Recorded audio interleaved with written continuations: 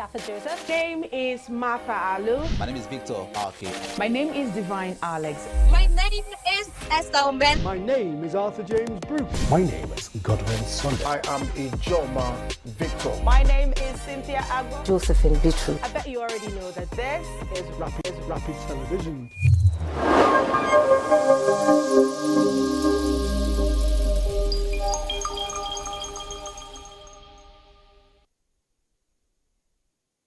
Correro, your front row seat to the most pressing issues from the corridors of power to the heart of our communities. We bring you unfiltered insight, fearless journalism, and the conversations that matter. And I invite you to this big conversation table as we analyze the top stories, ask the tough questions, and hold power to account. News that informs, analysis that empowers, debate that drives change. Correro, the big conversation, every weekday at 7 p.m. only on Rapid TV.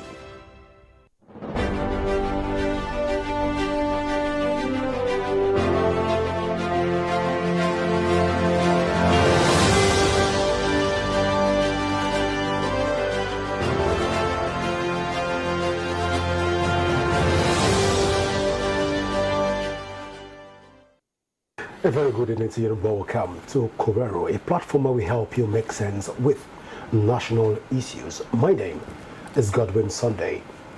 When elections are conducted, much of the attention goes to candidates and results. But behind every polling unit are ad hoc staff, the temporary workforce responsible for accreditation, voting procedures, and coalition. Their efficiency can determine whether an election runs smoothly or descends into confusion.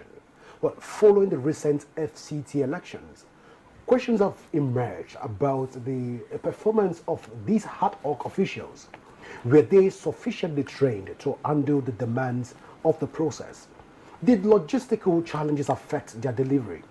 And importantly, were they paid adequately and on time for the responsibility they carried? Now, remuneration is not just about compensation. It affects morale. It affects accountability and the credibility of the electoral system in itself. If Nigerians seek stronger electoral integrity, then the welfare and preparation of ad hoc staff must be part of the conversation. So tonight on Correro, we'll take a retrospective look at the FCT elections, examining the ad hoc staff performance and the remuneration and the lessons for even a future polls.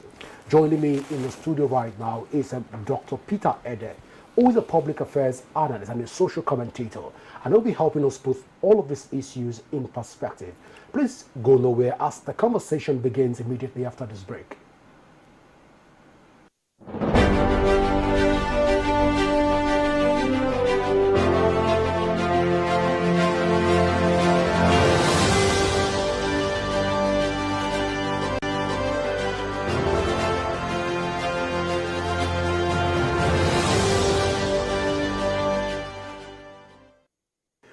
Welcome back.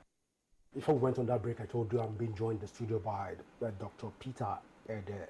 Well, Dr. Peter, it's a delight to have you on Correro. Thank you, and good evening, viewers.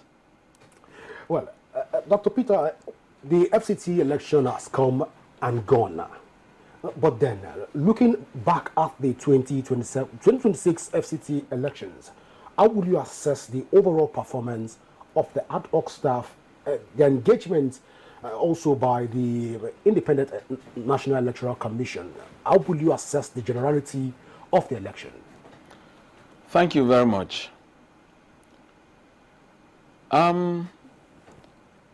My assessment will be very dimensional.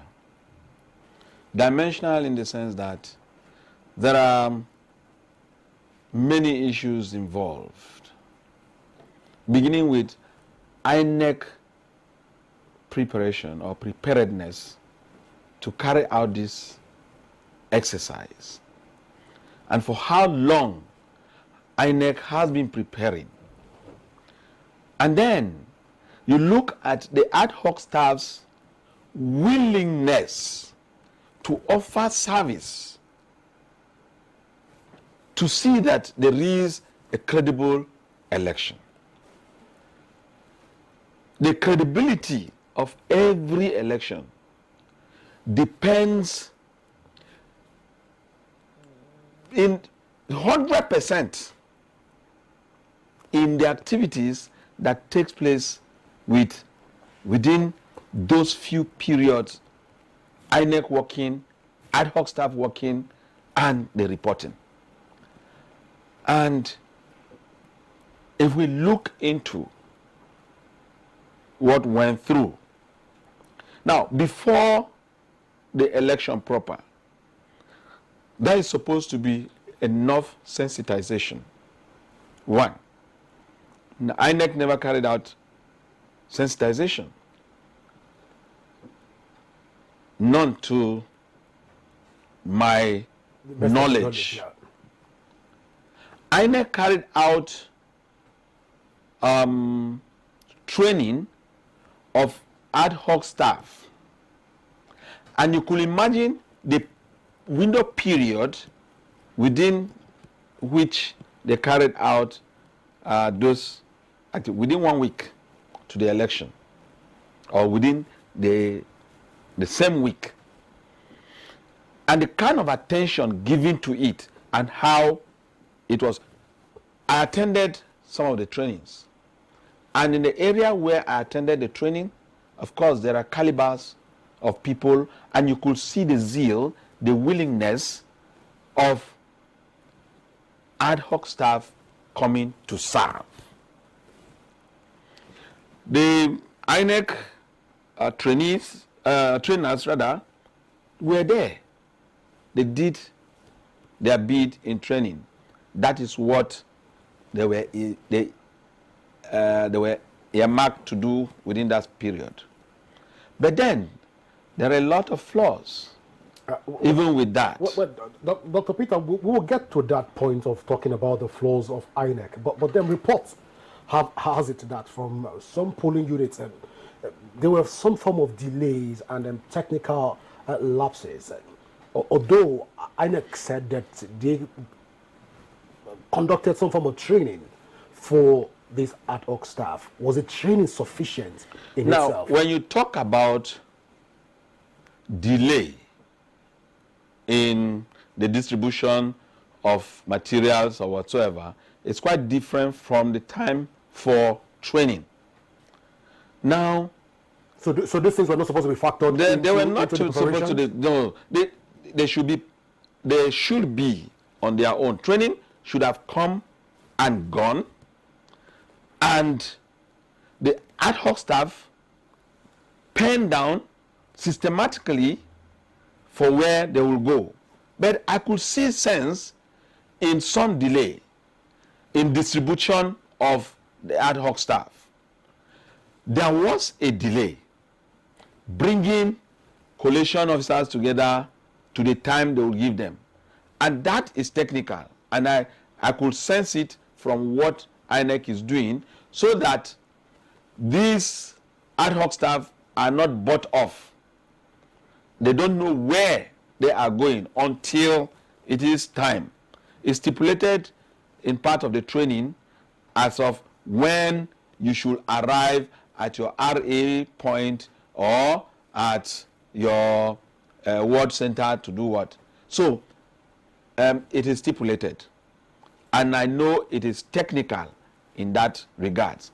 Now, for the lower rank and file, where you have the POs and all that, where you have our youth corpers and post corps members who have offered to do the job, possibly because they have nothing doing and they want to serve in order to get a little, since it's a sacrifice that has to be paid for. They were trained and they were asked to report at their RA's headquarters, and they did. And most of them, from what I physically saw, because I went about distributing the election duty posts to people who are to engage in the duty the next day because of movement. So I was able to see when I arrived at the venue where all the POs in Gwagwalada and other ad hoc staff were to collect their materials. They were there deep into the night. And when I called people, other collation officers that are to go to other places to come and collect those material, they came in and picked them up to go. Just a piece of paper you put on your car to enable you get down to the town. So you can imagine all the collation officers that were trained in University of Abuja, for instance, they were asked to move down to INEC headquarters. Of course, nobody knew where he was going to. And then there is restriction of movement already. And because of that restriction of movement, that paper alone is just what can make you move freely. The security men can allow you to pass because you are going for that. Now, coming down to INEC headquarters, distributing for you to know where you are going to. It took a long while, wasting of time and all that. And then it got to the point that even those waiting couldn't understand what is going on. Okay, so but somehow, please. In my own way of doing things, not waiting for things to be done for me, I rallied around to see that I assist INEC in doing little bits so that people are not just kept, waiting. Now, they came, read out names of where people will have to go to and all that. And people, before we now started leaving. And you can imagine, for somebody who by law says you will appear or should arrive at your RA point by 1 o'clock, you are still at the INEC office in Amak, waiting to engage on your way to Abaji by 3 o'clock. You see, the law says you should arrive 1 o'clock, but you are moving by 3 down there. So that delay created a lot of lapses and put collation officers into serious task of reaching out to their places, and the obstruction from security men on the way, not allowing them to move to where they are supposed to go to and all that. Of course, Abuja, at the moment there is any hold up, you are blocked, and if you are within that, you are also cut off. So that alone was its own challenge. All right, so by this, can we then say that INEC was not ready they were not, for the FCT election? They were not. From that point, they were not. Nothing stops INEC if they want to secure ad hoc staff, putting them in place where they should be. Government has given them a lot of money. You ask these people to report. For instance, you report here in Abuja, go at a very good time. It doesn't matter if you take 62 council wards. 62 RAs, in Amak. And you needed 62 collation officers to go around. 62 people, you can count them even in a hotel, to make sure that you have these men on ground, untampered with, and then they move at a time that they should be as it is written by them. Now, you left this challenge to them, even to move to the point of where they are to go to. You tell them that there will be vehicles to take them. There are no vehicles to take them. And then the vehicles that are there to take them, they have various challenges. Well, before we get to those challenges, Doc, although INEC have not come out to tell us how much was earmarked for the FCT election, but by the breakdown of the 171 billion naira proposal, we understand that 109 billion naira is supposed to be for personnel cost, 18.7 billion naira for overhead costs, 42.63 billion for election-related activities. Now, 1.4 billion for capital projects. Now, all these are supposed to be the breakdown of the budget for the election, although INEC have not come out to tell us that this is what they spend. But then, there have been this concern over delayed payments and inadequate allowances for the ad hoc staff. How correct is it to say that INEC ad hoc staff, a lot of them are yet to be paid? I, for one, was one of the ad hoc staff. I went through the training like I earlier told you. I drove in my car down to the INEC headquarters. I drove in my car straight to my RA before being taken to the ward. There was no, if I will borrow P2B's language, no shishi.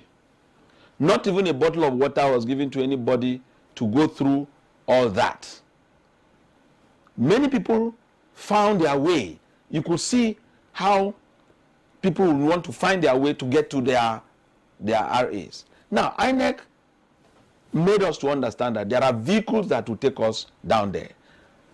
Those who came from Gwagwalada, majority that came down from Gwagwalada for this, there are at least over the 100, ad hoc staff that came for collation from Gwagwalada axis came with borrowed vehicles right from that angle. Whether INEC paid for it behind, I am not aware of it. But this is what happened. Now, when we got to our RAs, to even move to the ward centers and all that, there were recreative vehicles that were, rented to carry us. I give you my own typical example. I'm not going to blab over or speculate over anything. I got to the area where I was posted to, which is Kuje. Now, there were some inadequacies, even to collect materials with them. You could see very old bags, torn bags that have been used. They are being recycled to give to us to carry materials and go. No problem about that. But if you look at the budget you have just made, all these have been captured into it. I was embarrassed. I set it back when I saw it. But because I was carrying out a study, going through this, I had to put myself to go through it, carrying out a study. I want to see what was going. Now, I was sent to Kabi. What was posted on the vehicle was Kabi. Kabi is a word and it's supposed to be Kabi Kasa. The driver took us to Kabi Mangoro. There are 3 Kabis in Kuje. One is Kabi Mangoro, Kabi Kasa. Kabi Kasa is the ward center. And then there's Kabi something. Now, we moved from Kuje, going to Kabi from around 4 p.m.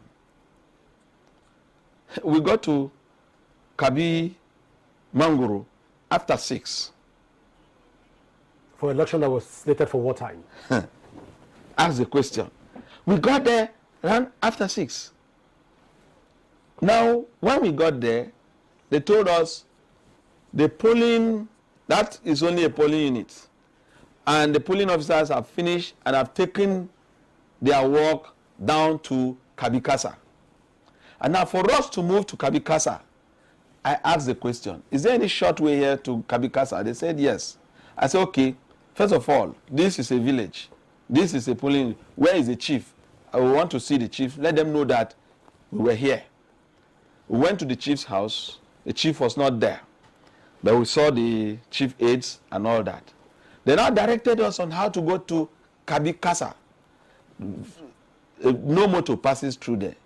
And then you now see some haggard-looking Danfulanis who came that they will take us down there.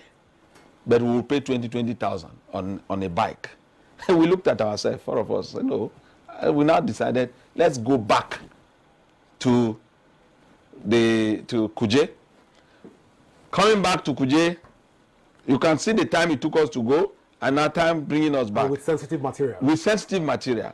We arrived at Kuje at about 8:40, about 8:43. Now, we reported. They said, no, that the man doesn't even know road. Now, Kabikasa. The man said, talk. I couldn't check cabinet. You want to interpret for the sake of our audience outside the They said it's Kabi, so, and that is where he took them to. And what was pasted on his car is Kabi. And you can see this man, a fierce-looking young man. They call him Shagari. And you could even imagine some of the things he told us around that area. It's a turbulent place. And he will tell you that he is the commander. That all the kidnapping in this area, he knows about it. And he will be giving information. And where police cannot go, he will go. Forests. In FCT. Forests. Now, we set out.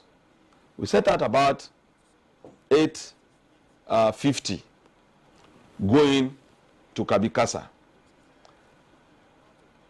At exactly 11:15, we had a flat tire burst before a river. We would have just gone into the river. I was sitting in front. I quickly pushed his hand and diverted the car up, and we moved out. I came out and used my leg to wedge the car, and we pushed it off the road. We would have entered into the water. Now, that river is before that Kaku ward or thereabout.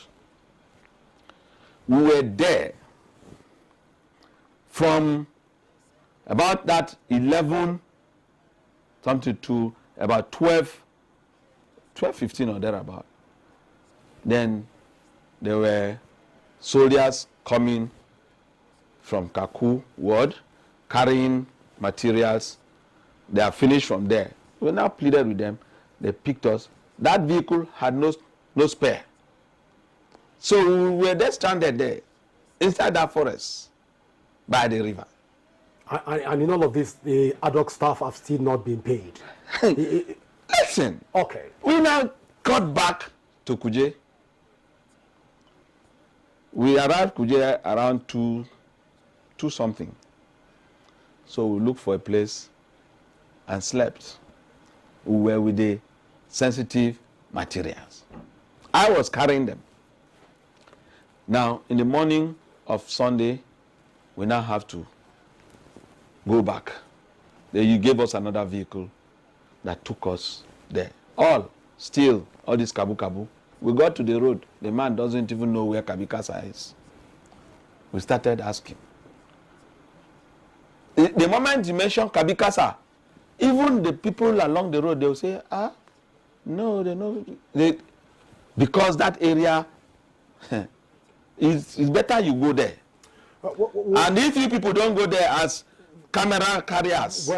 Now, when we got there, we met, you need to see, pathetic, it was very pathetic. Look at the coppers, they were just lying down, frustrated. Remember, we left around 6 o'clock, we got to Kabikasa around 12 or thereabout. How many hours? Now, we did what we could do, calm them down, collated, and then we started coming back. It was when we were coming back that we met troop of soldiers and police coming. They have given information, a very wrong information, to the soldiers and police that we were kidnapped. Because they have been waiting for results coming from this ward. And now, if there were adequate preparations and all that, and you know that these terrains, this is how these terrains are, how do you put people who don't know their way to those places, risking people's lives? Those people keeping results, you need there to see the villagers. They held the POs, even the INEC staff that were there, they held them spellbound not to go. You can't live with the result when it has not been declared. Until we, the collation officers, have to arrive.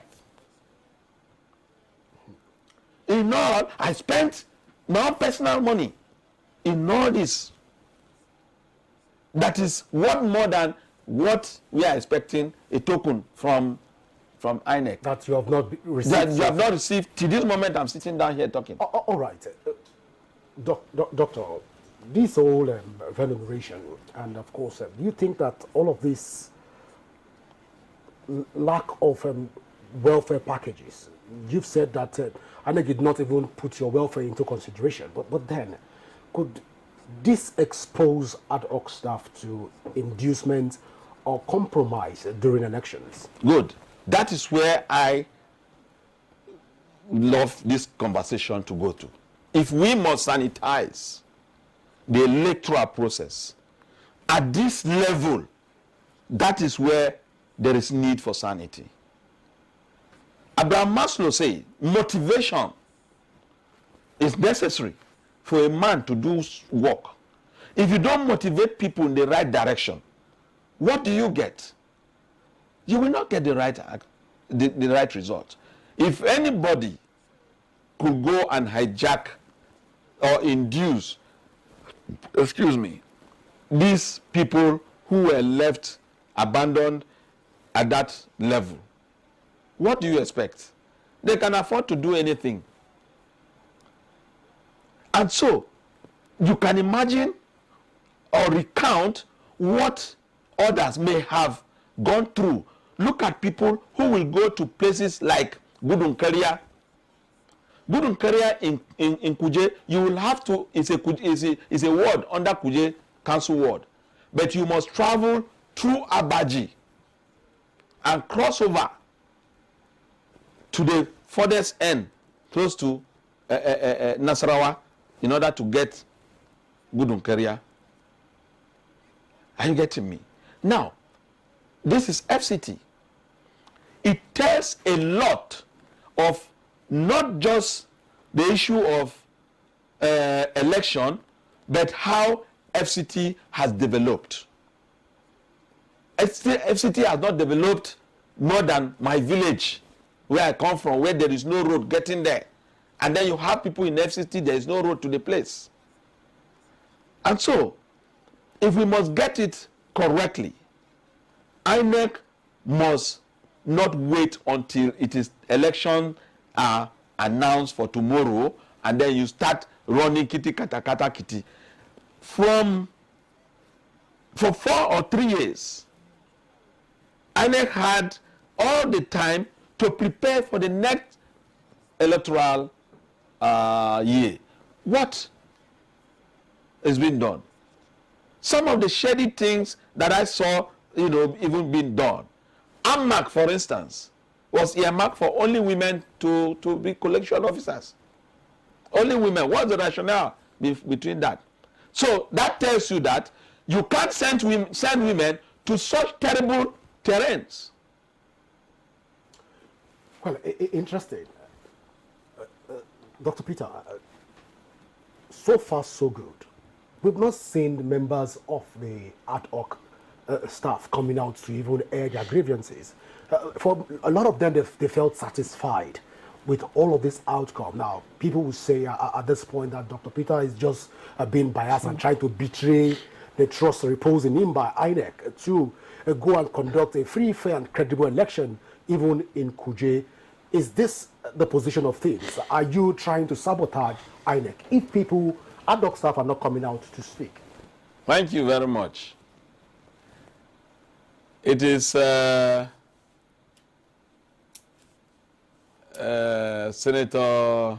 Dino Melade that says, you talk, you die. You no talk, you die. So you better do what? You better talk and die. You see, I am not pained, but that I was not paid or I have not been paid. How much is it? It's 103,000. I can bring it out now and give you. I can pay INEC that same money. But I am disturbed. I am worried. Because when you go into the platform where conversations are going on, they never pay this money, or why they never pay, they say all sorts of things on a platform. That does not solve any problem. You understand? I personally put calls to some of the top INEC officials that I know. And I called their attention. Of course, they pleaded to, calm down, for they are trying to, put certain things together.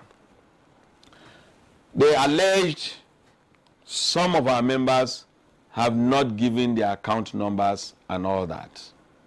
But I also told them, if you had 100 people and 40 people have not given their account number, pay 60% so that others are also having hope that their own will come. It calms the situation. You get me? Now, I worked with a professor who said this was his first time and that this is going to be the last time, because he can't imagine himself in that. And I told him we are above this kind of job. But I told him also that I'm not doing this job because I am looking for the money. At least out of pocket expenses that I spent throughout that period, I spent about 48,000. And what did they write to pay? Is 103,000 naira. At my level, you are giving me 103,000 naira to go and suffer for 2 days. So that is not even what I'm looking at. I am looking at how do we stop this rubbish? How do you stop this rubbish?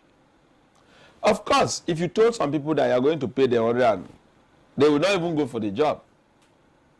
But you see, they have to box people to do the job before they are being paid. But then, when you carry a hungry person and go and put where food will be passing at one point or passing at the other point, and you want him to stay holier than that and do the work, he will prefer to eat that food that is going around. But this has to stop. How do you fight corruption? There is no corruption in that person who is hungry, looking for what to eat. You are keeping him hungry and you see food to pass and you say he's corrupt. No, he's hungry. You get me? So, now, I am not agitating. What I'm doing here is not agitating at all. I'm carrying out a study.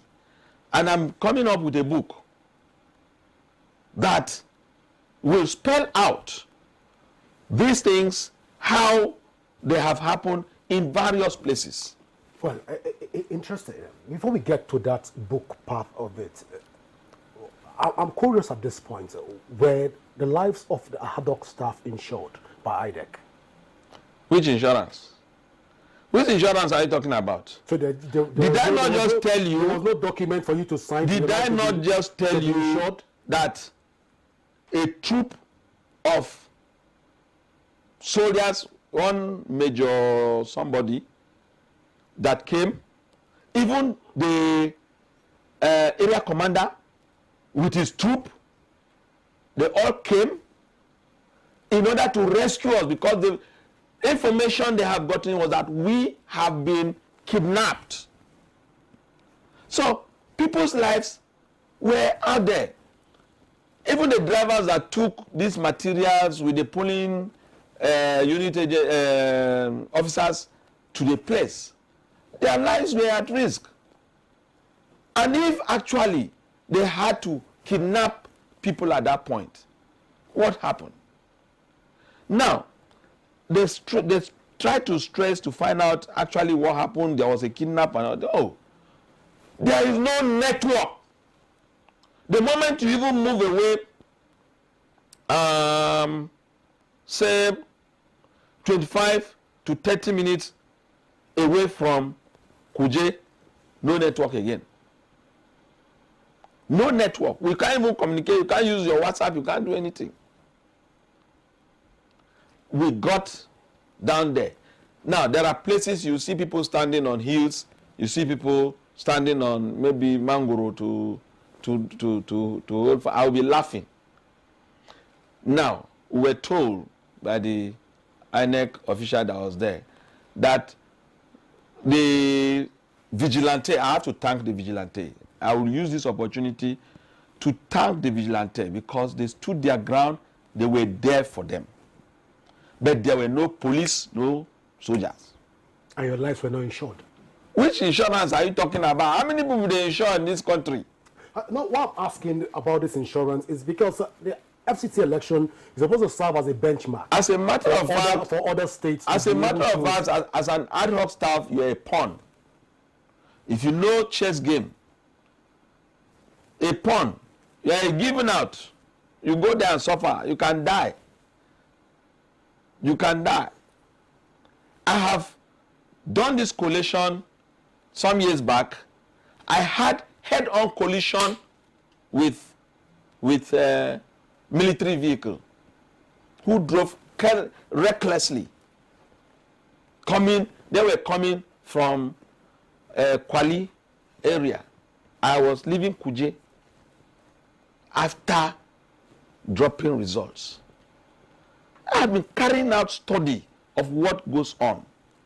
Head-on collision. What did INEC do? Did INEC care for anything? You needed to come out and see, has INEC provided any vehicles even that will look at and say, Haba, even going into the place, EO is confused, not knowing what to do, his left from his right, people are helping him to do work. Well, Dr. Peter, if FCT is experiencing this challenge, poor network, lack of security personnel in rural communities within Kuje, Gwagwalada, some part of Abaji also share in all of this. No standard security operations around this axis, and this is the federal capital territory, which is supposed to be the seat of authority. What is the guarantee that first, that there will be free, fair, and credible election come 2027? That's on one hand. On the other hand, the core members that have been sent to go and even function as ad hoc staff, what is the guarantee that they will survive? For parents watching right now, what will be the guarantee that they will want their children to even go out and carry out some of these constitutional mandates and civic responsibilities? It's very, very simple, which is also, it forms part of, my discourse in my book, because I have to provide solutions to some of these issues and these gray areas we look at. It is for the government to do the needful.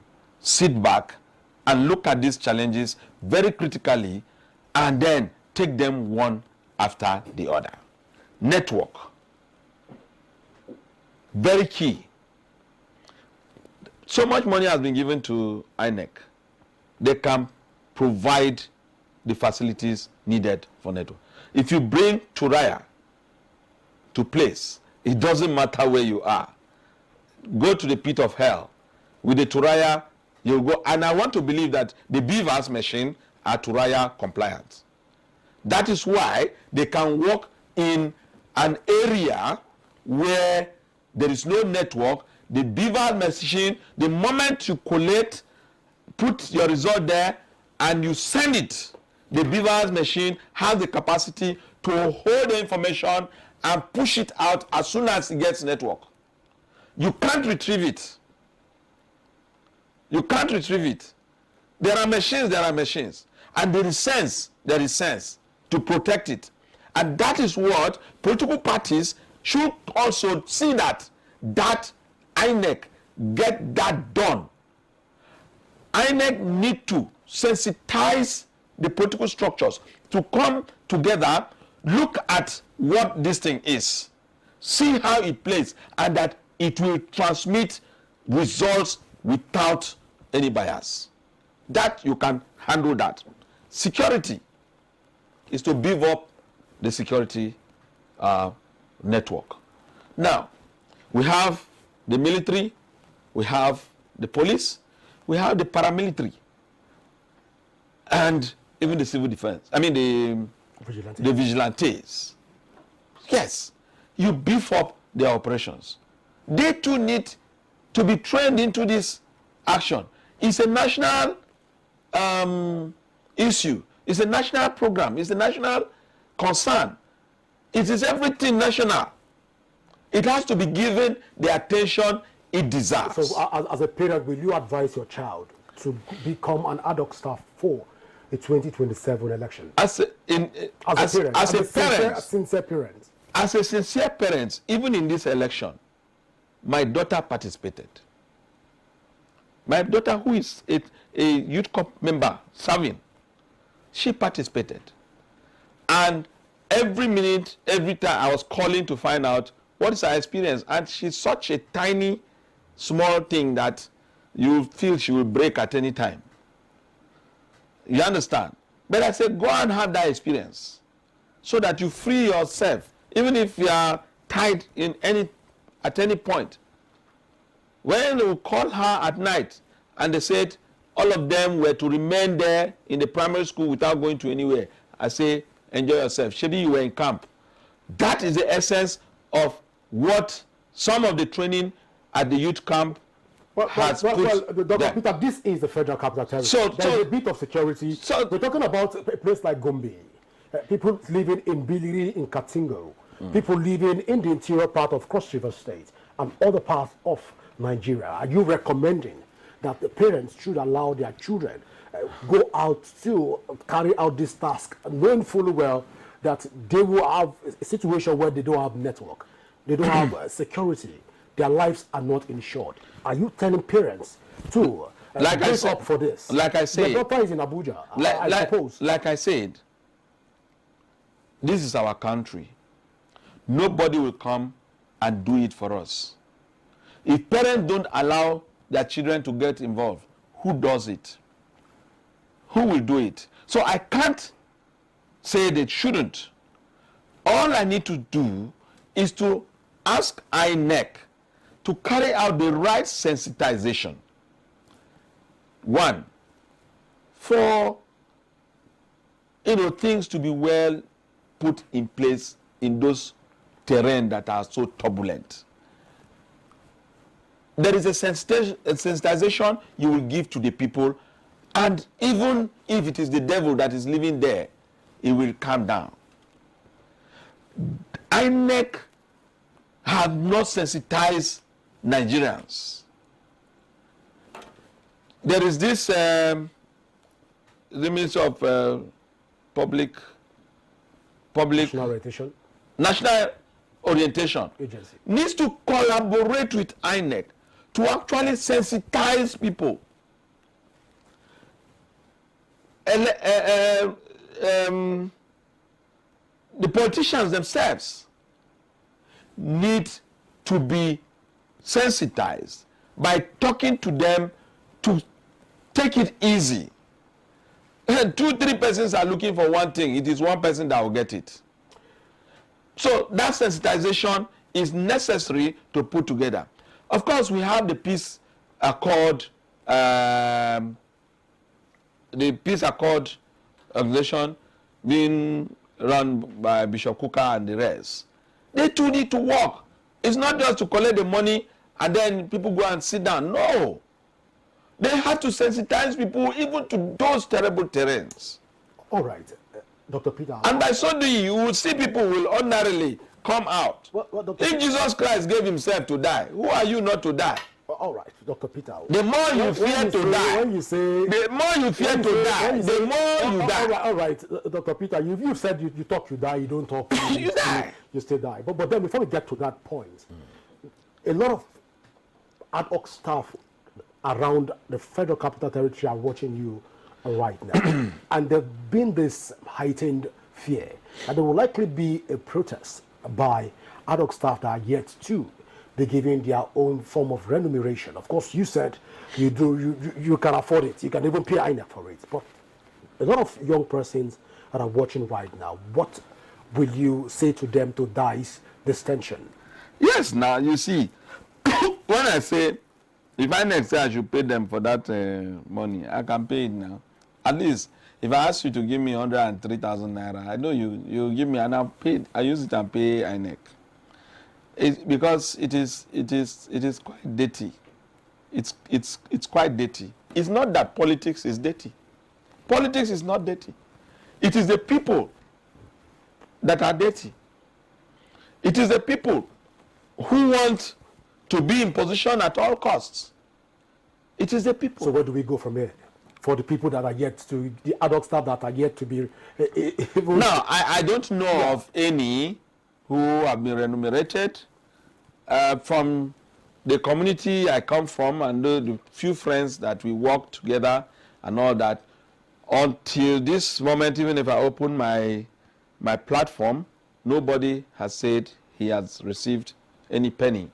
Now, I think I was called upon at about, what time did you post this, the clip for this? 7 p.m.? No, when you sent me. That was somewhere around past 12. I said, good. Now, I posted it. And when I posted it, it created a problem. And people started calling me to say, why? I want to protest and all that. You know, they don't know what it is. I was only called for an interview, and that is just it. The next thing I got around 2 o'clock or thereabout was a call from INEC. And then they asked me, am I speaking to Peter Dan? I say, I'm the one. It's okay. Did you collect, are you a collection officer? I gave all the information. They say, we just discovered that you didn't fill paper for your remuneration. I say, madam, don't let me send devil on you. Whatever I filled, I have a copy of it in my system. Say, who did I give? I say I gave it to the EO. So if they were confused and they don't know where they kept it, or because people are now agitating, or people are feeling bad they have not been paid, and you want to use me, you can't get me because I have all my records. Except if people want me to put my mouth where you wouldn't like to. She said, no, Oga. No, just send us your details and all that. And okay, no, don't even send. Just call your account number. I called my account number. Up to this moment, INEC never sent anything. But let's keep our fingers crossed that INEC is working to get... So I'm not here to blab. No. I'm not here to speculate. I have my facts. You understand? Yeah. And I'm not doing this so that they pay me immediately. No. I have friends here. If I'm hungry, if I call them, they will give it to me. They will give to me. I have, brothers all around. If I call them, they will give to me to eat. I am working. I earn my salary. It comes even when the government like to pay us, they pay. We don't agitate like that. I know those principles. So, but here is a situation whereby we need to say certain things so that we take correction. We need to help INEC. To strengthen the system. We need to help INEC. I have a couple of, very big friends, professors who are there. Most of those working in INEC are professors. Are you getting me? So, but if we begin to think that if you say these things, you are creating problem. If you say that, look at His Excellency Wike. When he talks, anyhow, people hold him to his words and all that to say, but he said he is a minister of action. Are you getting me? Now, these villages I have gone to, I will be able to look at Wike in the face and tell him that, look, you have not done enough in FCT. See this area, there are no road. And that road connects to Nasarawa or it connects to some other places. I will be able to look at whoever is a senator, I say, go to the National Assembly and tell them this is what it's supposed to be. This is our country. This is our country. We work here, we live here, our children are growing here. Well, Dr. Peter, I wish we have time to look into other issues, but I've been signaled that our time is fast spent. At this point, I want to say thank you so much for finding out time to leave your thoughts as always with us on Quero. Thank you very much. Well, viewers, this is how far we can go tonight. Do not forget that you can leave your thoughts, leave your comments on us various social media handles currently showing on your screen. And you can also download the Rapid TV app from your Android and iOS devices to keep track of our broadcast. My name is Godwin Sunday. Always remember that peace and unity are the pathways to progress. Do enjoy the rest of your night rest. Bye for now.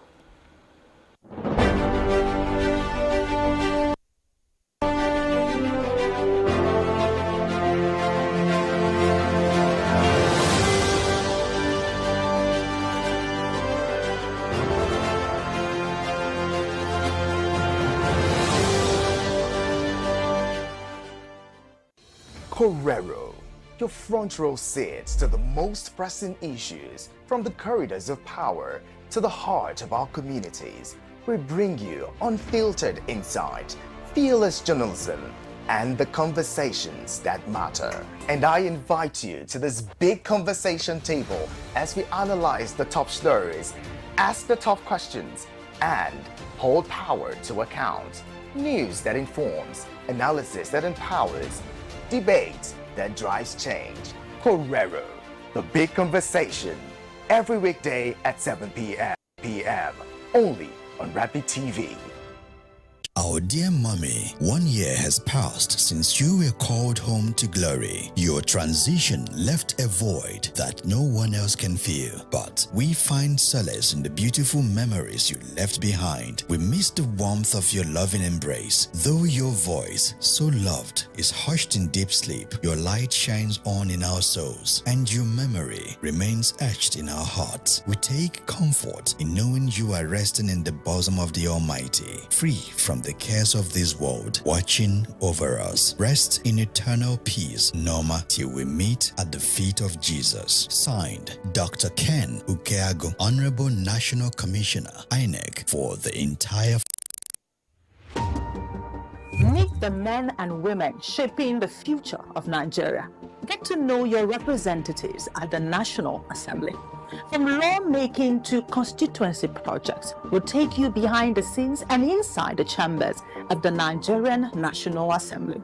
Learn about the bills they are championing, the challenges they are facing, and the impacts they are making in their constituencies. We'll also bring you closer to the people they are serving and the stories that shape their work. Join us on NAS Watch every Friday on Rapid Television at 7 p.m. So get informed, get engaged, and get to know the leaders shaping Nigeria's future. My name is Faith Dafa Joseph. Name is Martha Alu. My name is Victor Arke. My name is Divine Alex. My name is Esther Ben. My name is Arthur James Brooks. My name is Godwin Sunday. I am Ijoma Victor. My name is Cynthia Agbo. Josephine Bitru. I bet you already know that this is Rapid Television.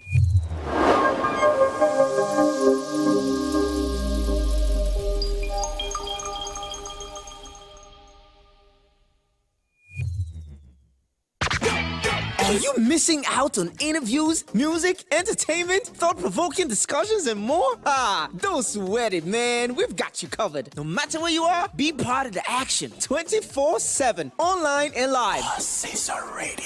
On Facebook. Facebook, it's Rapid FM Umuahia. On Instagram, it's official Rapid FM. And on X, it is Rapid FM 965. Tune in to Rapid 96.5 FM or listen to us live on our website at www.rapidfm965.com or radiogarden.com. Better yet, get our mobile app from the Google Play Store.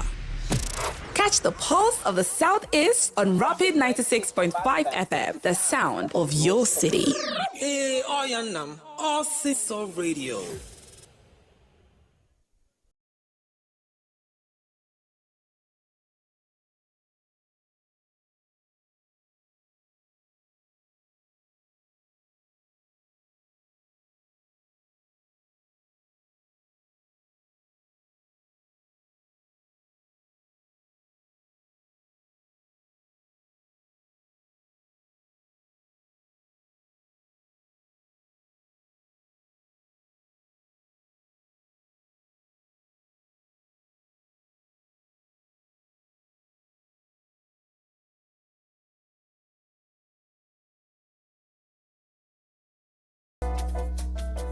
Rapid TV, rooted in truth, driven by impact.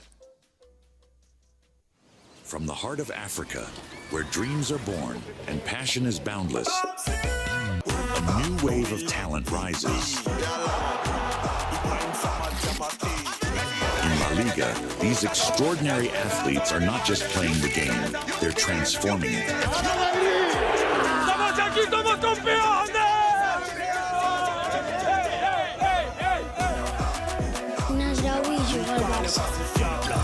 Danny Rodriguez, the man chasing. It's Lamine Yamal. What a magnificent goal that is! They shine on the world stage. Watch as they redefine football, inspire millions, and make history. La Liga, where dreams become reality. From the soil beneath our feet to the tables across the world, agriculture is the heartbeat of Nigeria's future. Yet challenges persist. Limited finance, outdated methods, policy gaps, and untapped opportunities. The Green Line is here to change that. A groundbreaking weekly television feature that connects policy with practice, farmers with markets, and innovation with impact. We dig deep into the full agricultural value chain, from land preparation to mechanization, financing, food preservation, exports, and beyond. The Green Line isn't just a show, it's a national development platform. Join me every Friday at 11 a.m. only on Rapid TV, Star Times Channel 176, and online at www.rbnradiotv.com.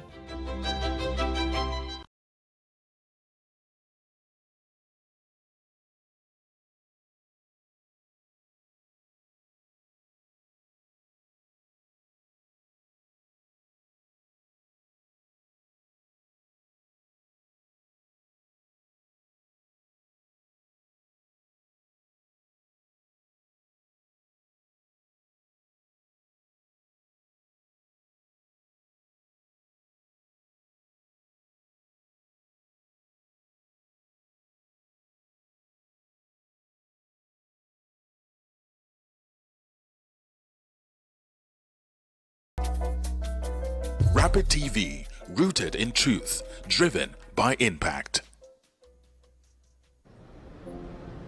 Time is power. Our lives are powered by the sun. As the sun rises, so do we. As we trust it to rise and set without any worries interrupting your morning with our hybrid all-in-one inverter, powering our prosperity and happiness. Sustainable future, making the shell. Start time solar. But also nurture what is dear to us, powering trust and support. Empowering us to do things that really matters. Start Times Solar. Power your life. Nigeria's economy, the global markets, what does it all mean for you? From stock market insights to global financial news you need to know. From Wall Street to the Main Street and of course the marketplace. Get the answers you need every week on Businessless as I bring into focus the stories, strategies and shifts shaping our economy. No angle is missed as I talk about the business, the people, patterns and possibilities behind them. Welcome to the Businessless. Rapid TV, rooted in truth, driven by impact.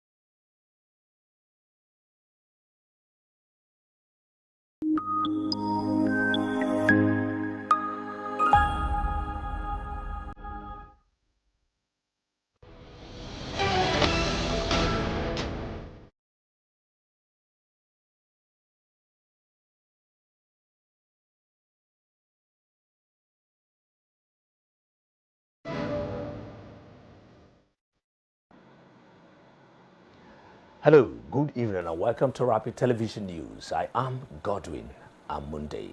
In the headlines, Tinubu halts airport cashless policy over flight disruptions. Obasanjo dismisses debt rumor. World Bank warns of 800 million job shortfall in developing nations. 140 missing as U.S. submarine sinks Iranian warship in the Indian Ocean. FIFA considers Iran replacements at 2026 World Cup.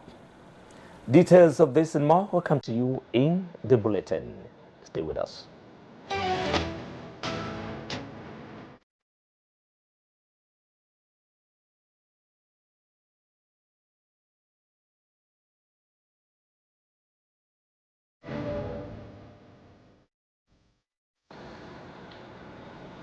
Now the news in detail.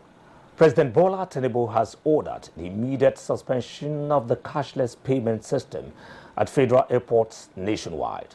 The directive followed deliberations at Wednesday's Federal Executive Council meeting in Abuja. Minister of Aviation and Aerospace Development, Festus Keyamo, says the president intervened after widespread complaints that the electronic payment system was causing severe bottlenecks, with many passengers reportedly missing scheduled flights. According to Keyamo, Tinubu acknowledged the importance of modernizing airport operations, but stressed that reforms must not create hardship for Nigerians. He directed the ministry and relevant agencies to temporarily revert to the previous payment structure while technical and operational gaps are addressed. Authorities are expected to review the framework and reintroduce a more efficient system in due course. The presidency maintains that passenger convenience and service efficiency remain top priorities. In another development at the presidential villa, President Bola Tinubu has formally sworn in Olatunji Disu as the substantive Inspector General of Police. The ceremony took place at the council chamber of the presidential villa in Abuja ahead of the Federal Executive Council meeting. Disu's appointment followed the endorsement of the Nigerian Police Council after he had served in an acting capacity since February. The new IGP previously held key operational roles, including heading the Force Criminal Investigation Department, annexing Lagos, and leading the Rapid Response Squad. In brief remarks after the ceremony, Disu pledged to strengthen professionalism, accountability, and intelligence-led policing within the force. He also assured Nigerians of renewed commitment to tackling insecurity and restoring public trust. His confirmation comes at a time of heightened security concerns across the country, with expectations that the new leadership will drive reforms and improve operational effectiveness nationwide. Meanwhile, the Inspector General of Police, Olatunji Riwan Diso, has convened a high-level strategic meeting with senior officers of the Nigerian Police Force in Abuja as part of ongoing efforts to strengthen internal security coordination. The meeting brought together Deputy Inspectors General who served under the immediate past IGP, including Frank Mba, Yahaya Abubakar, and Basil Idego, among others. During the session, the police chief also inaugurated a committee on state policing, describing it as a major step toward enhancing Nigerians' security framework and deepening community-based policing nationwide. Our correspondent, Nathan Williams, tells us more in this report. Declaring the meeting open, IGP Disu warned officers against human rights abuses under his leadership, stressing that professionalism, accountability and respect for citizens' rights would remain central to policing reforms. Under my leadership, professionalism, accountability and transparency shall not be a slogan, it shall be a standard. As leaders, we must continually remind ourselves of an enduring truth. Authority is strongest when it is exercised with restraint, fairness and sound judgment. The strategic session held in Abuja is seen as part of early effort by the new police chief to align senior leadership with his vision for the force. Priority will be given to strengthening our intelligence gathering architecture, enhancing inter-unit coordination, and improving information sharing across commands and formation. As we approach the 2027 general elections, our responsibilities to the nation becomes both heightened and non-negotiable. The credibility of the electoral process, the stability of our democracy, and the confidence of the Nigerian people will depend largely on the conduct of the Nigerian police force. Speaking during the inaugural ceremony of a standing committee to review and advise on the widely discussed issue of state police, the IGP said the task before the committee was both significant and timely, noting that Nigerians' evolving security challenges require innovative thinking, strategic collaboration, and bold reforms to make policing more responsive to local realities. Propose an operational framework for the establishment and coordination of state police structures. Address issues relating to recruitment, training standards, and resource allocation. Develop robust accountability and oversight mechanisms to ensure professionalism and public trust. If thoughtfully designed and effectively implemented, state policing holds significant potential benefits for our country. By bringing law enforcement closer to the communities, state police institutions can deepen local knowledge of security dynamics and enable quicker and more targeted response to emerging threats. The police boss tasked the committee to develop a workable framework through which state policing can operate in Nigeria without undermining the country's national security structure. Disu stated that the committee's responsibility include reviewing existing policing models within and outside Nigeria, stressing community security needs, identifying potential risk, and proposing an operational structure for the establishment of coordination of state police systems. The IGP noted that if properly designed and implemented, state policing could bring law enforcement closer to the people, enhance local knowledge of security dynamics, and enable quicker responses to emerging threats within communities. Nathan Williams, Rapid TV, Abuja. However, concerns over insecurity continue to mount across the country as the International Human Rights Commission Relief Fund Trust has described Nigeria's kidnapping crisis as deeply troubling, citing alarming figures on fatalities and ransom payments. In a statement issued by its country director, Abdullahi Bakoji Adamu, the organization referenced data indicating that over 614,000 lives were reportedly lost within a year due to kidnapping-related incidents, with more than 2 trillion naira paid in ransom. The Commission warned that such statistics reflect a grave national emergency requiring urgent and coordinated action. It stressed that the right to life remains fundamental and called on authorities to strengthen intelligence gathering, law enforcement coordination, and victim support mechanisms.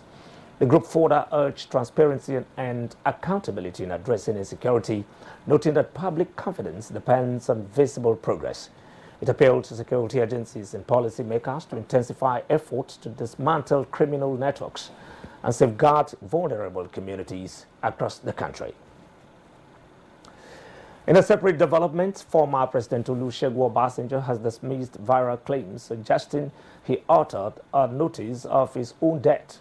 The report, widely circulated on social media platforms, presented what it described as a reflective final memo attributed to the elder statesman. Speaking at his 89th birthday Kolikwam in Abeokuta, Ogun State, Obasanjo rejected the publication, describing those behind it as mischief makers. He clarified that he neither wrote nor authorized any such message and urged the public to disregard the false report. Obasanjo, who marked his birthday surrounded by political associates and admirers, expressed gratitude for continued goodwill and prayers. In a light-hearted remark, he reassured attendees of its well-being, saying he remains strong and committed to national development. The incident underscores ongoing concerns about misinformation and the rapid spread of unverified content on digital platforms. Nigeria could unlock more than $100 billion in climate-related investments by the end of the decade, but only with the right financial structure in place. Chairman of the House Committee on Renewable Energy, Honorable Afam Ogene, says establishing a green and climate finance bank is critical to driving the country's clean energy transition and attracting long-term capital.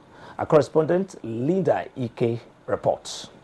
The chairman of the House Committee on Renewable Energy, Honorable Afam Ogene, says Nigeria must establish a green and climate finance bank to fully harness an estimated $104 billion in climate-smart investment opportunities by 2030.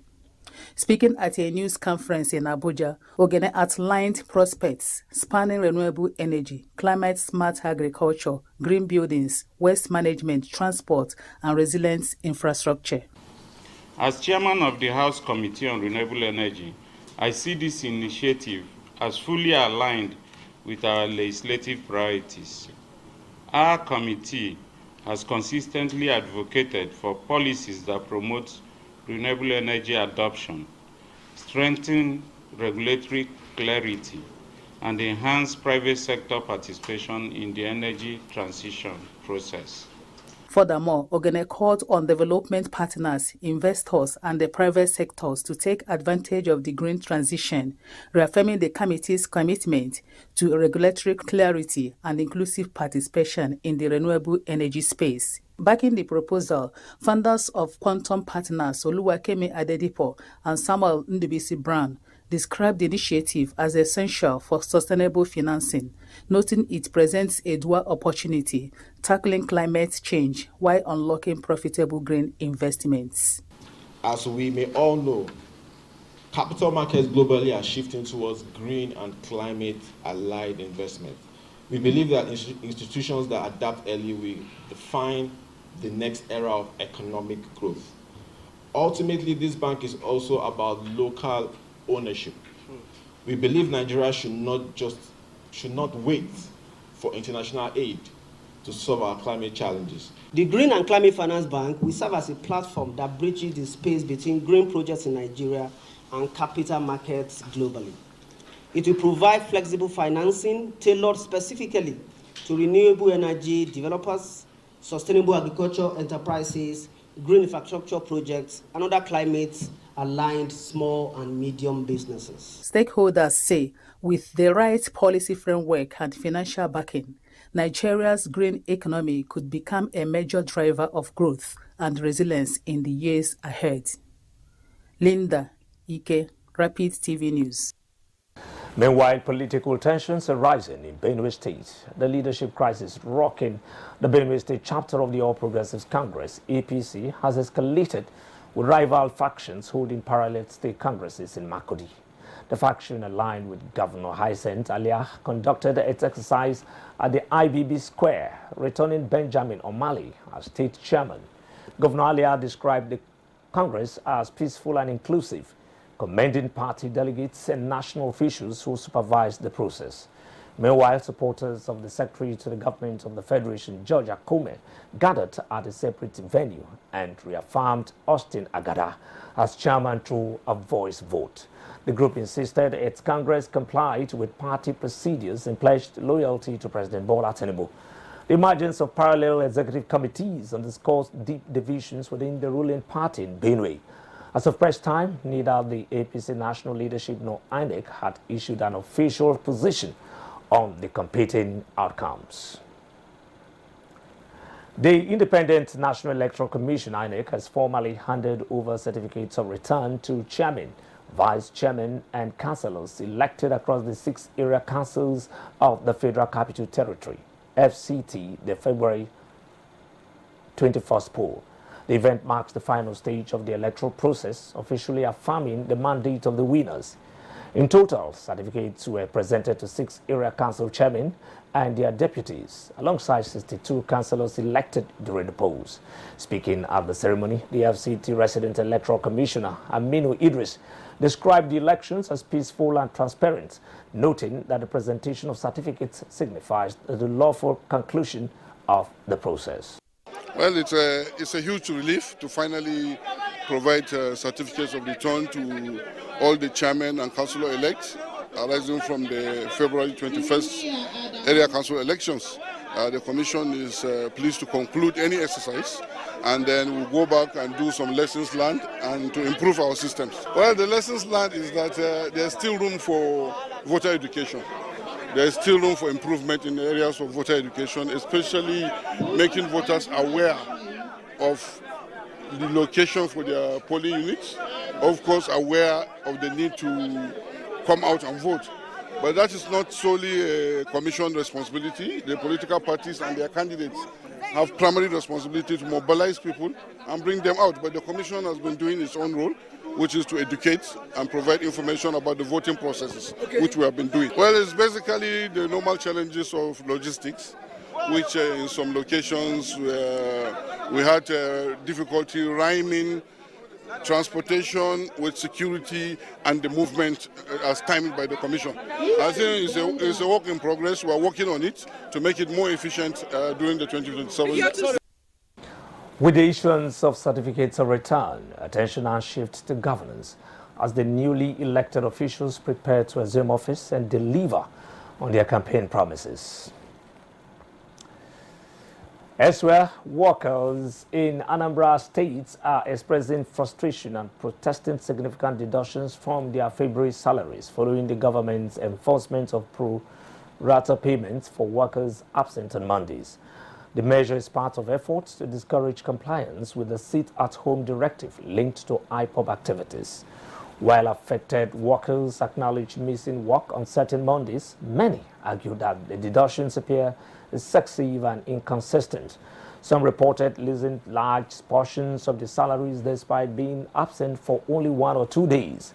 At the Jerome Udoji Secretariat in Oka, complaints mounted as workers demanded a review of what they described as miscalculations. The Nigerian Association of Women Journalists in the state supported the government's directive that urged authorities to address discrepancies and improve worker welfare. However, the State Commissioner for Information maintained that deductions were properly implemented, insisting that attendance verification through clock-in procedures determines payment eligibility. In another legal development, former Kaduna State Governor Nasir El-Rufai has defended his refusal to answer questions from the Independent Corrupt Practices Commission, ICPC, stating that his silence is a constitutional right. In handwritten statements submitted in the presence of his lawyer, El-Rufai said he would only respond to allegations before a court of law. He described the investigations as politically motivated and argued that after nearly 2 years of inquiry, the commission should present its findings before a judicial tribunal. The former governor also linked the probe to his role in opposition politics, maintaining that due process must prevail. Excuse me. The ICPC had earlier secured a 14-day remand order from a magistrate court in Buari, which is set to expire soon. The development adds to growing public attention surrounding high-profile investigations involving former public office holders. Meanwhile, another high-profile prosecution has taken a new turn as Attorney General of the Federation, Lateef Fagbemi, has taken over the prosecution of his predecessor, Abubakar Malami, in an ongoing terrorism and firearms-related case. The announcement was made at the Federal High Court in Abuja, where the Director of Public Prosecutions informed the court that the AGF would now handle the matter. The prosecution requested additional time to review case details before formally opening its case. Defense counsel did not oppose the request but urged the court to strike out the matter if proceedings fail to commence at the next hearing. Malami and his son were previously granted bail under strict conditions, including substantial financial guarantees and sureties with verified property ownership. Justice Joyce Abdul Malik adjourned the trial to March 10th for further proceedings. The case continues to draw significant public and political attention. Residents of Nigeria's Federal Capital Territory are grappling with a fresh wave of economic pressure as house rents soared sharply across major districts. From Kubwa to Gwarepa, Uye and Wuse, tenants say they are being forced to make difficult choices as landlords raise annual rents by as much as 50 to 100%. Our correspondent Linda Ike takes a closer look at the development. Soaring rental costs are fast becoming a major concern for residents of the Federal Capital Territory. Many tenants describe the situation as overwhelming, accusing some landlords, agents, and caretakers of exploiting the current economic hardship. With salaries largely unchanged and the cost of living rising, families say sudden rent increases of up to 100% are pushing them to the brink. So I think the landlord or the agents, and whichever one, they should just take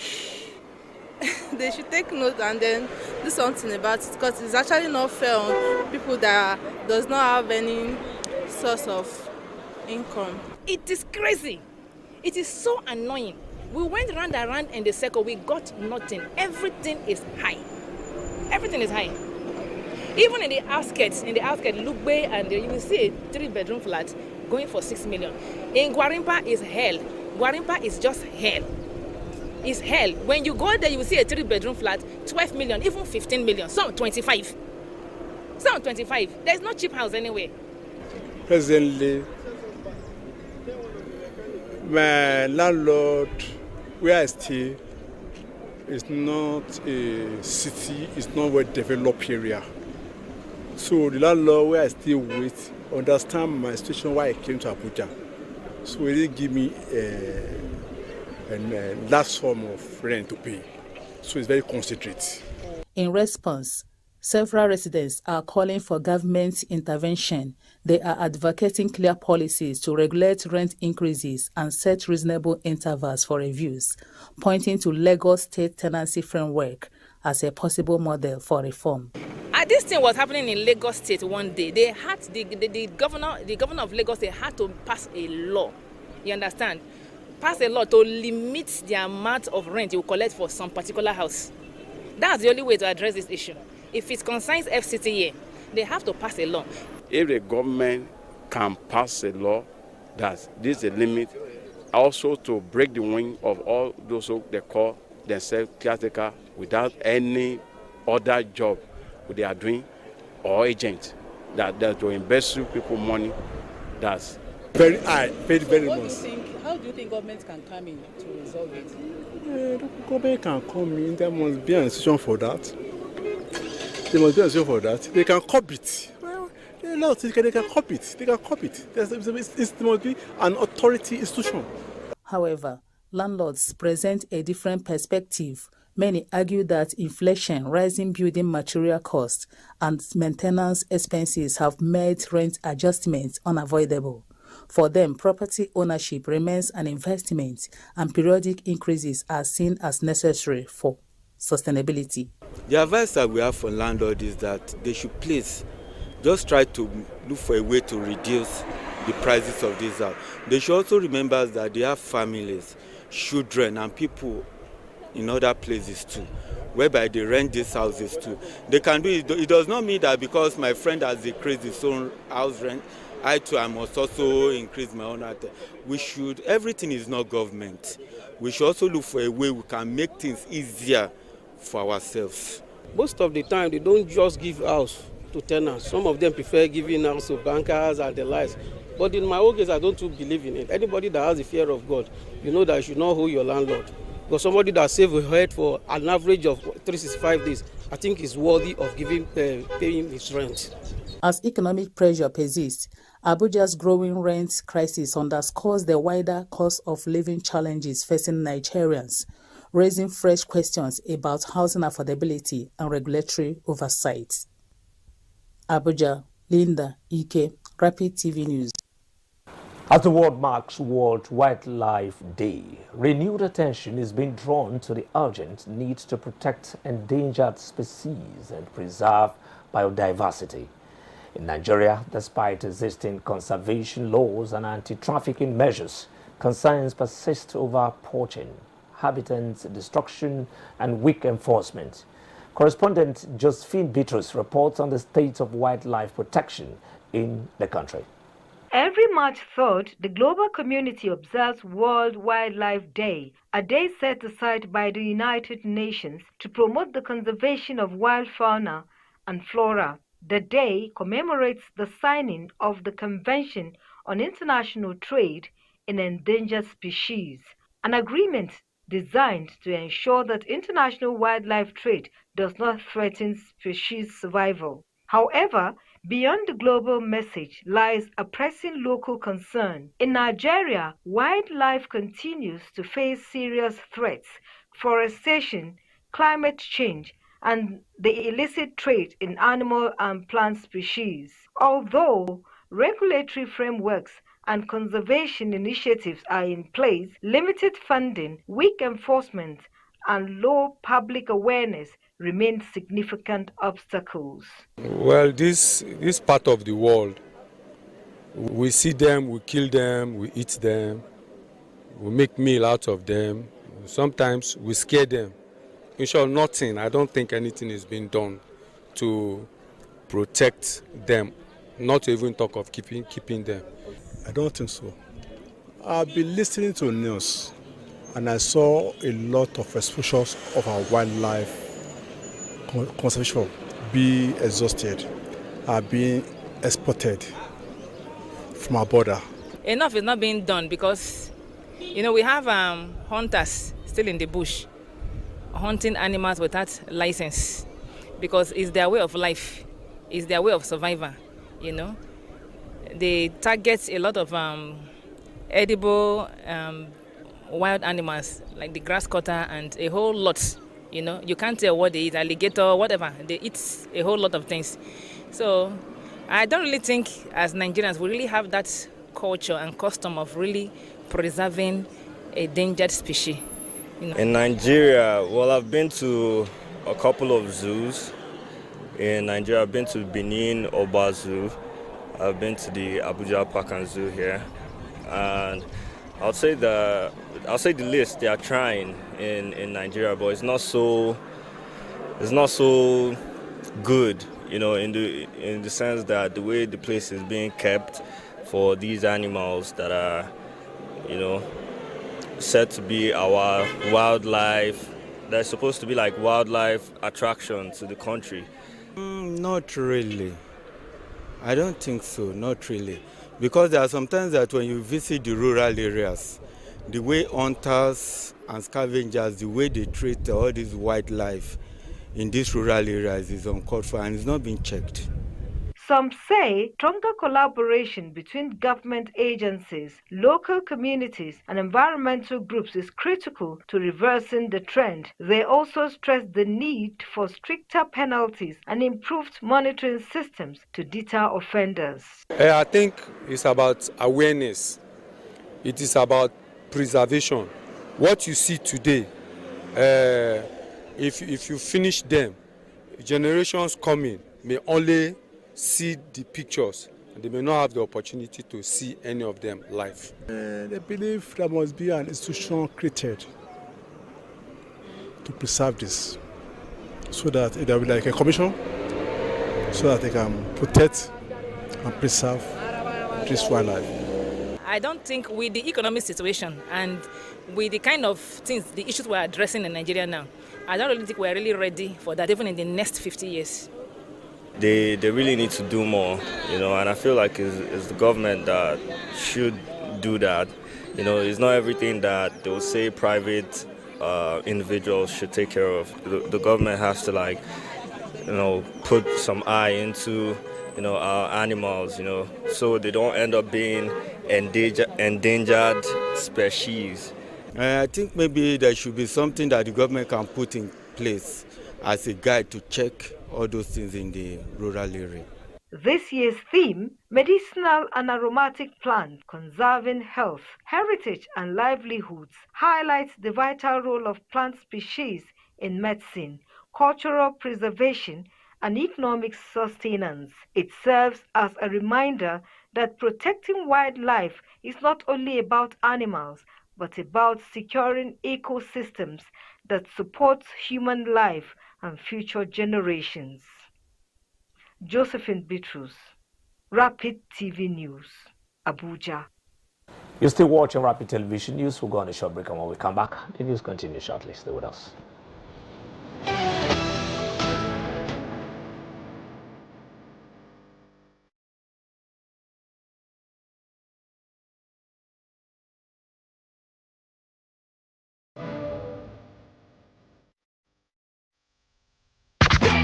Are you missing out on interviews, music, entertainment, thought-provoking discussions, and more?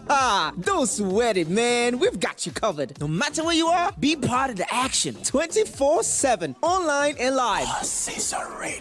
On Facebook, it's Rapid FM Umahia. On Instagram, it's official Rapid FM. And on X, it is Rapid FM 965. Tune in to Rapid 96.5 FM or listen to us live on our website at www.rapidfm965.com or radiogarden.com. Better yet, get our mobile app from the Google Play Store. Catch the pulse of the Southeast on Rapid 96.5 FM, the sound of your city. Hey, Oyanam, all Siso Radio.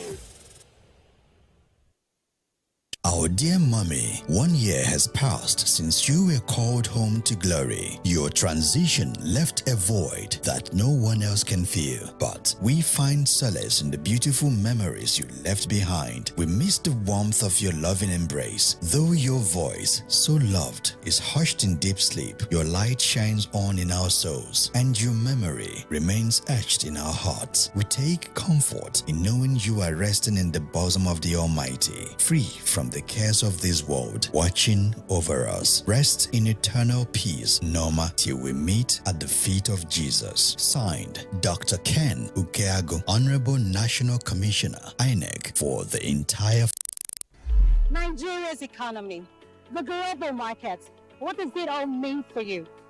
From stock market insights to global financial news you need to know. From Wall Street to the Main Street and of course, the marketplace. Get the answers you need every week on Businessless as I bring into focus the stories, strategies, and shifts shaping our economy. No angle is missed as I talk about the business, the people, patterns, and possibilities behind them. Welcome to the Business Lens. Rapid TV, rooted in truth, driven by impact.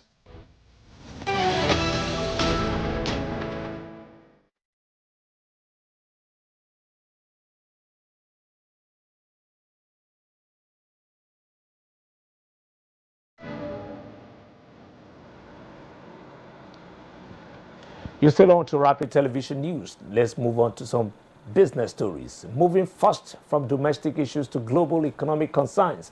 The World Bank has issued a stark warning that Nigeria and many other developing economies could face a severe employment crisis over the next decade. The bank highlights that demographic shifts are rapidly increasing youth populations, with around 1.2 billion young people expected to enter the workforce across developing countries in the next 10 to 15 years. Yet, projections suggest only 400 million new jobs may be created, leaving a potential shortfall of roughly 800 million positions. The bank's group president, Jay Banga, emphasized that this gap is not only an economic challenge, but also a potential national security concern. Social unrest, irregular migration, and institutional strain could follow if countries fail to address the imbalance. He urged governments to move beyond focusing solely on economic growth to ensure it translates into productive employment. Meanwhile, this looming crisis has caught the attention of international policy makers seeking long-term solutions. Linking these to global instability, tensions in the Middle East continue to escalate. Up next, more business reports coming your way.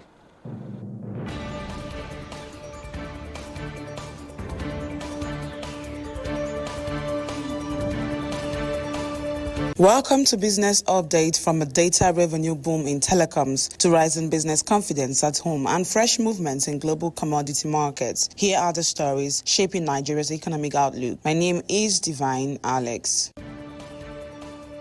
Nigeria's two largest telecom operators, MTN and Airtel, generated over 3.6 trillion naira from the data services as internet consumption continued to surge in 2025. MTN alone posted 2.8 trillion naira in data revenue, up 74.5%, while Airtel recorded 838.6 billion naira, reflecting strong double-digit growth. This comes despite a 50% tariff hike approved by the NCC earlier in the year. Meanwhile, industry data shows Nigerians consumed record volumes of data, hitting 1.38 million terabytes in December. Experts attribute the growth to social media monetization, short-form videos, gaming, and remote work tools. However, rising usage is increasing pressure on operators to expand capacity, with both companies committing massive investments in fiber and network upgrades nationwide.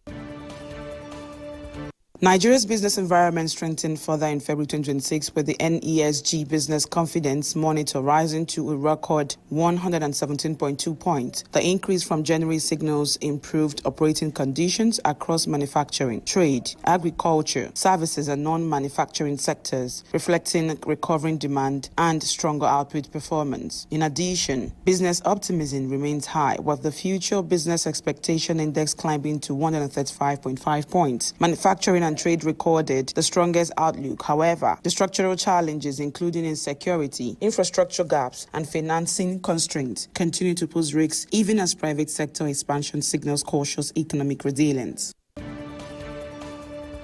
On the global front, investors are watching commodity markets closely. Gold prices rebounded midweek, rising as much as 2% as investors returned to the safe haven asset amid escalating Middle East tensions. Spot gold climbed about $5,000 per ounce, while silver, platinum, and palladium also advanced, reversing earlier losses. However, analysts say gains may be capped by a stronger US dollar and rising bond yields. Inflation concerns, driven by surging energy prices, are also reducing expectations of interest rate cuts. Meanwhile, disruptions around the Strait of Hormuz are fueling fresh concerns about global oil supply and broader market stability. And that wraps up today's business update. I am Divine Alex. Good evening. Now the Rapid TV News Hour continues. Please stay with us.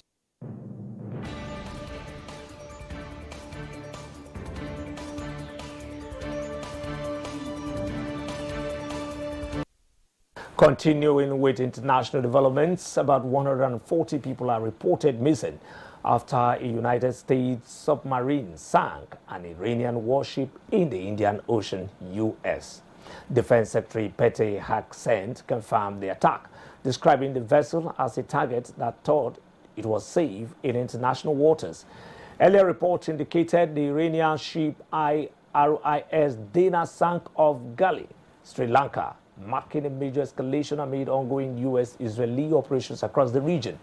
Meanwhile, Israel conducted airstrikes inside Iran, targeting security headquarters, and residents in Tehran report worsening conditions. The conflict has expanded beyond Iran, with strikes reported in Lebanon, Saudi Arabia, and Kuwait. Turkey has claimed NATO defenses intercepted an Iranian missile. The sinking of the warship underscores the growing complexity of this confrontation, which has even threatened international events. Speaking of international matters affecting ordinary citizens, the UK government has introduced stricter visa controls due to rising asylum applications. Turning to Europe, the UK government has imposed an unprecedented emergency brake on study visas for nationals of Afghanistan, Cameroon, Yemen, and Sudan, following a sharp increase in asylum claims from individuals entering legally. The Home Office announced the suspension of students' visas for these countries and restricted skilled worker visas for Afghans. Nearly 135,000 individuals have claimed asylum after entering on legal visas over the past 5 years. Home Secretary Shabana Mahmood stressed that asylum support currently costs the UK over £4 billion annually, with thousands housed at public expenses. The government aims to restore control over migration while expanding safe legal routes for those genuinely fleeing persecution. New refugee rules will reduce protection to 30 months with periodic reviews, encouraging returns from countries deemed safe. This reform, reflecting Denmark's model, highlights the intersection of migration, security, and economic policy.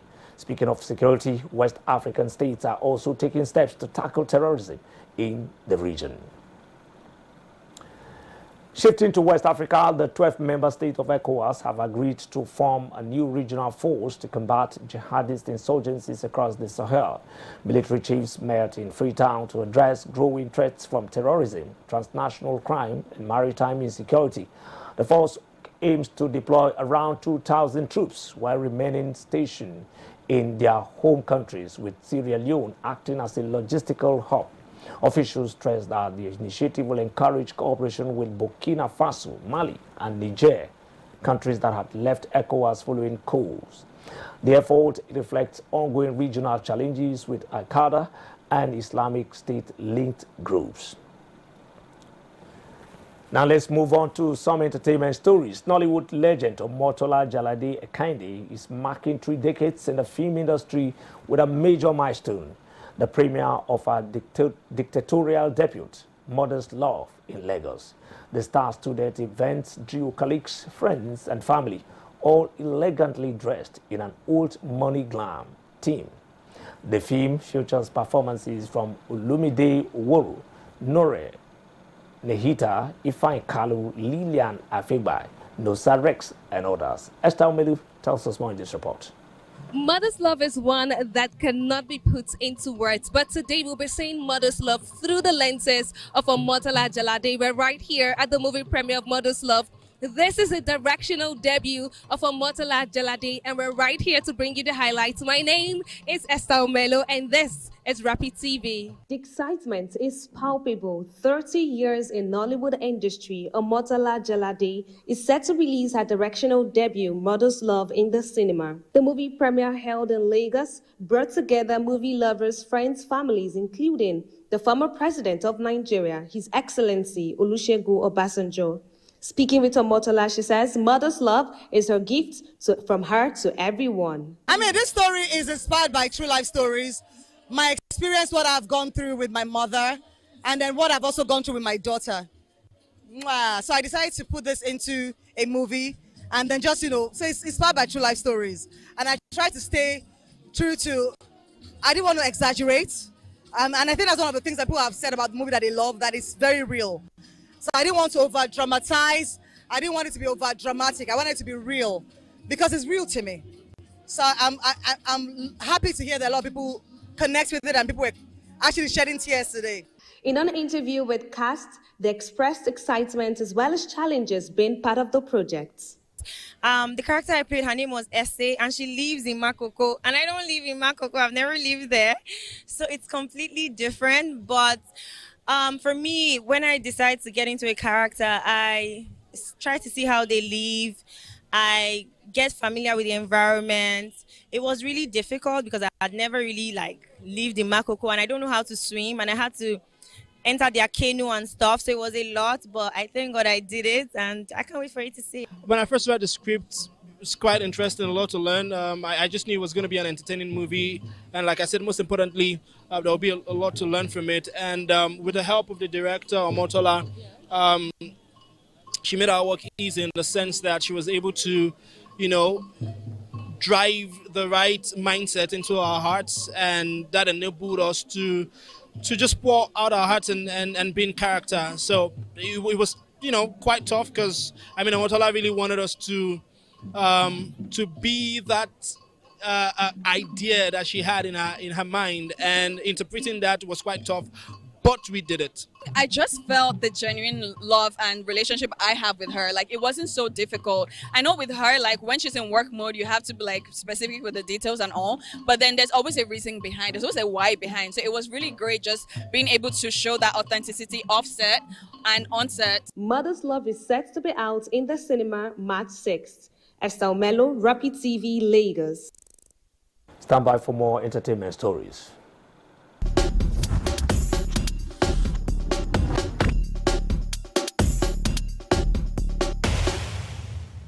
From love stories that stood the test of time to spiritual rebranding and a major update on a global music mogul, here is what's making headlines in entertainment. Veteran actress Joke Silver has shared the story of how she met her husband, Olu Jacobs, revealing that while it was love at first sight for him, she took a little longer to warm up. Speaking on TVC's Your View, Silver said they met on a movie set, and although everyone else was excited about Jacobs' arrival, she was unaware of the buzz surrounding him at the time. However, she said they quickly connected, and only later did she discover his age, noting that he looked remarkably youthful. The couple married in 1985 and have 2 children. Reflecting on their decade-long union, Silver credited Jacob's patience and understanding as key to their enduring relationship. Meanwhile, another Nollywood star is making a new personal chapter, this time one rooted in faith. Actress Tonto DK has officially renounced her popular King moniker, saying the decision was guided by spiritual direction. In a social media announcement, she declared that she would now be addressed as either Evangelist Tonto DK, Auntie Tonto, or Big T. The actress explained that the change reflects a season of spiritual growth and alignment with what she describes as God's purpose for her life. According to her, the move symbolizes a transition away from her past into a renewed identity grounded in faith. And now to international entertainment. There's a fresh update on the incarceration timeline of a prominent American music executive. Rapper and music executive Sean Combs is now expected to be released from prison on April 25, 2028, more than 5 weeks earlier than previously scheduled. According to the U.S. Federal Bureau of Prison website, Combs is currently serving a 50-month sentence at a low-security correctional facility in New Jersey. His release date has shifted several times since his incarceration last year. Combs was convicted on prostitution-related charges following his 2024 arrest. While reports previously suggest prison rule violation, his representative denied the claims. The update's release date marks the latest development in the high-profile case. And that wraps up today's entertainment update, from enduring love in Nollywood to personal reinvention and international headlines.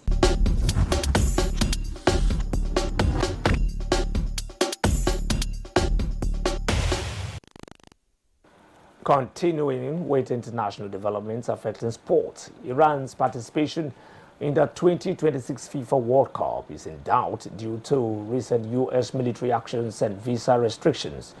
Iranian Football Federation President Mehdi Taj indicated that domestic tensions and U.S. intervention have created major uncertainty. Iran was scheduled to play 3 group stage matches in the United States against New Zealand, Belgium, and Egypt, but logistical and security concerns now threaten their ability to participate. FIFA Secretary General Matthias Grafström confirmed that contingency plans are under consideration, including replacing Iran with a runner-up team or adjusting group arrangements. The uncertainty has cast a shadow over preparations for one of the world's biggest sporting events. In football transfer news, Galatasaray has set a 150 million euros price tag on star striker Victor Osimhen amid strong interest from PSG, Juventus, Atletico Madrid, and Bayern Munich. PSG's current offer is 120 million euros, leaving a 30 million euros gap as negotiations continue. Osimhen's stellar performances in the Champions League, including 17 goals and 6 assists across 1,984 minutes, have significantly boosted his market value. At 27, he's contracted with Galatasaray until 2029, giving the club leverage in the transfer market. Clubs must now decide whether to meet the valuation or risk losing out on one of Europe's most sought-after forwards. Moving from club football to national duty, Nigerian Super Eagles are also in the news as goalkeeper Amaz Obasugi has denied allegations of match fixing following errors in recent CAF Confederation Cup and league matches with Singida Black Stars SC in Tanzania. Obasugi, temporarily suspended, admitted to mistakes but emphasized they were genuine errors and not deliberate acts to manipulate outcomes. The goalkeeper expressed his commitment to defending his integrity before a disciplinary committee and pledged loyalty to his club. He urged stakeholders not to conflate performance errors with match fixing, emphasizing his dedication to both personal reputation and the team's success. And that's about the size of the news tonight. But before we go, a recap of our major stories. Tinubu halts airport cashless policy over flight disruptions. Obasanjo dismisses debt rumor. In business, we told you that World Bank warns of 800 million job shortfall in developing nations. 140 missing as U.S. submarine sinks Iranian warship in Indian Ocean. And in sports, FIFA considers Iran replacement at 2026 World Cup. Thanks very much for being with us tonight. I am Godwin Amundi. Good night.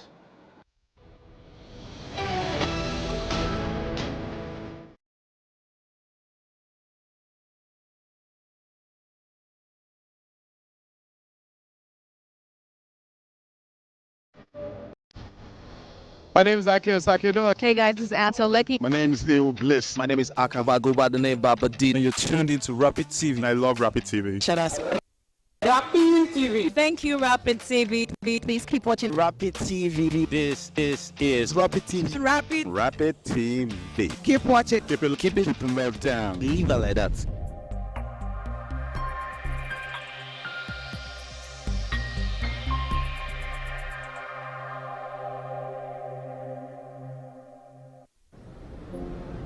Time is power. Our lives are powered by the sun. As the sun rises, so do we. As we trust it to rise and set without any worries interrupting your morning. With our hybrid all-in-one inverter, powering our prosperity and happiness. Making the shell. Start time solar. But also nurture what is dear to us, powering trust and support. Empowering us to do things that really matters. Start Times Solar. Power your life. My name is Faith Dafa Joseph. Name is Martha Alu. My name is Victor Arke. My name is Divine Alex. My name is Esther Ben. My name is Arthur James Bruce. My name is Godwin Sunday. I am Ijoma Victor. My name is